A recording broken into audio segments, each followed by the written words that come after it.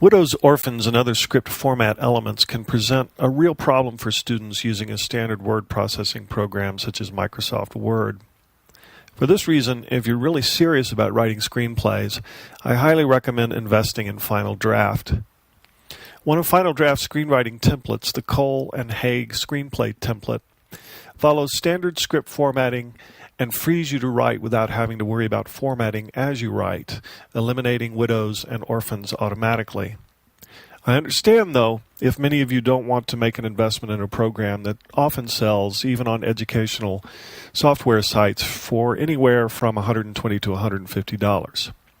So, if you choose to write your script in Microsoft Word, I highly recommend saving the task of formatting your script until after you've written a strong draft, say for workshop or for submission to agents, script sites, and contests at different stages of revision.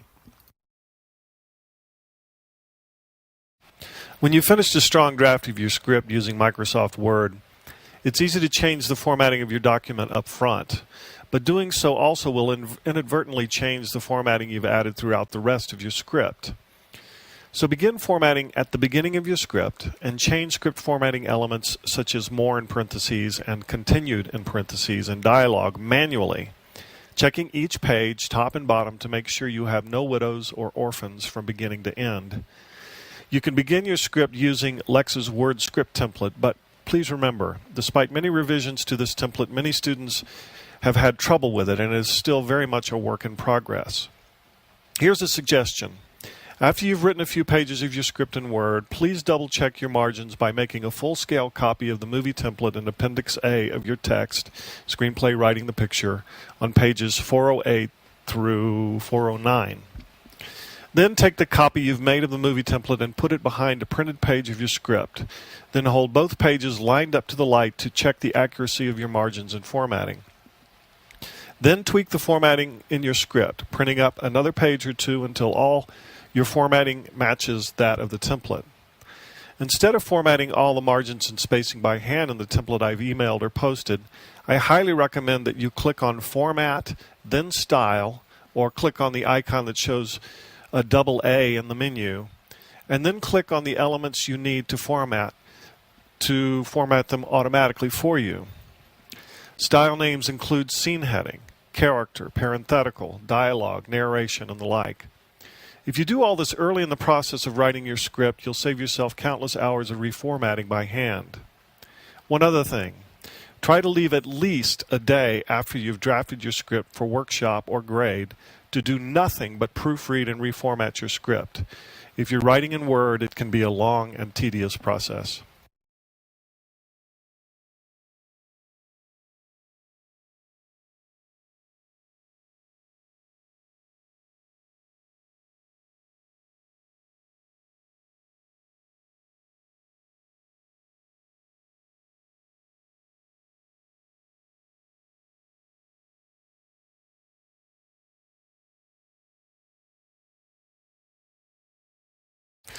Parentheticals, also known as Rileys, are usually a cop-out, a shortcut. Amateur scriptwriters use them a lot, from everything to showing what a character is doing to telling us a character's emotional state. Rule number 1, don't use parentheticals unless you absolutely have to. If you want to describe what a character is doing, write that in the narrative, not in parentheticals. If you want to show that someone says something angrily, then show them doing something angry and let them speak.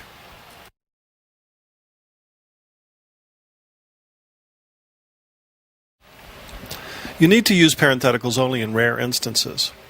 First, use parentheticals only when what a character says is different from the way the character says it. Shut up, your character says tenderly.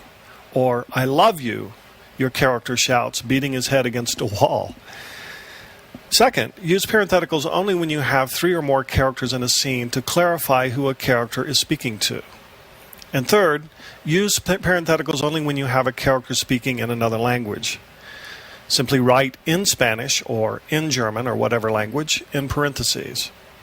Writing in other languages is fine if you wish, but in most cases, unless you're intimately familiar with another's language and its nuances, all you have to do is write dialogue in the script's original language, translating dialogue from another language into the language of the script.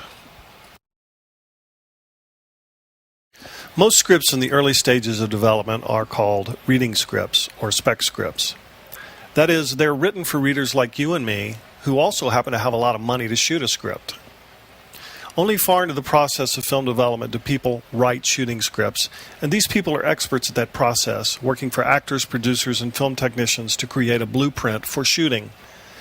The spec script is mostly a selling tool, its principal purpose to be as vivid, memorable, and dramatic as possible, creating a vivid and continuous dream in the minds of script readers and agents.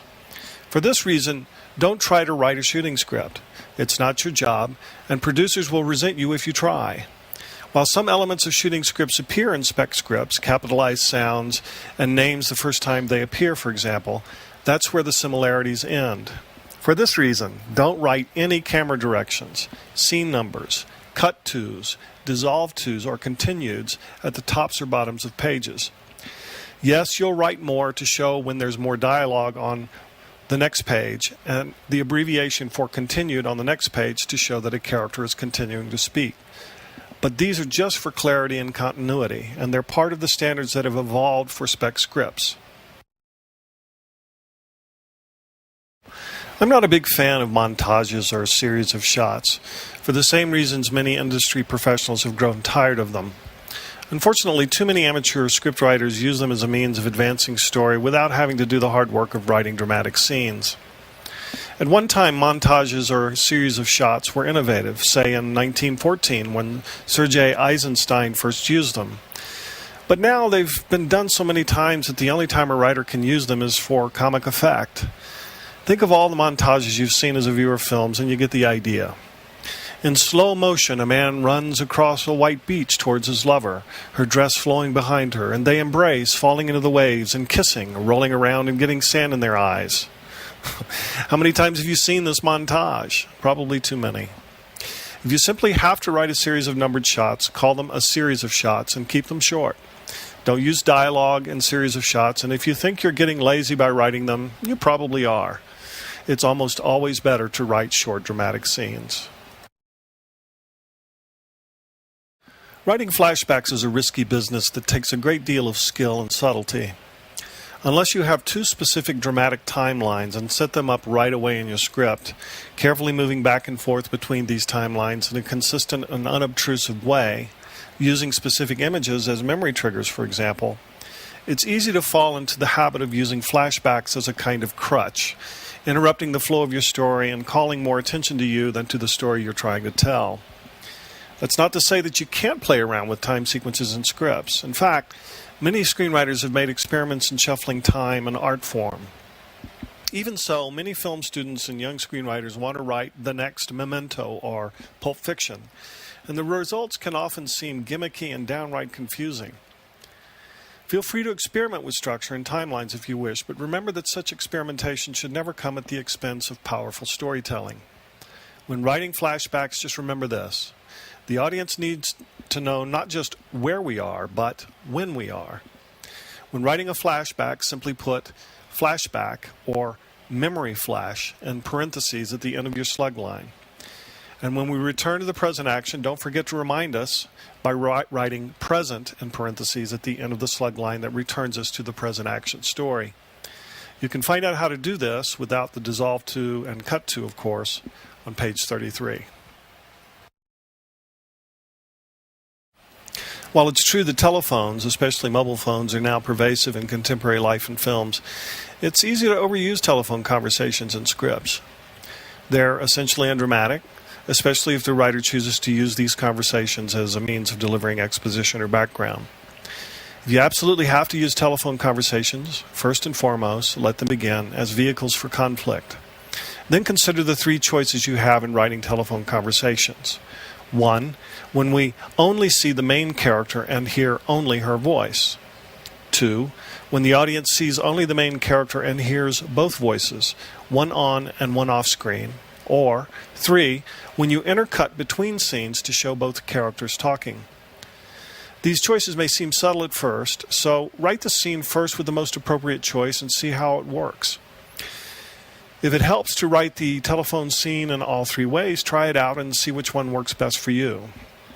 But be sure to follow the guidelines for each, paying especially close attention to the formatting of intercutting scenes.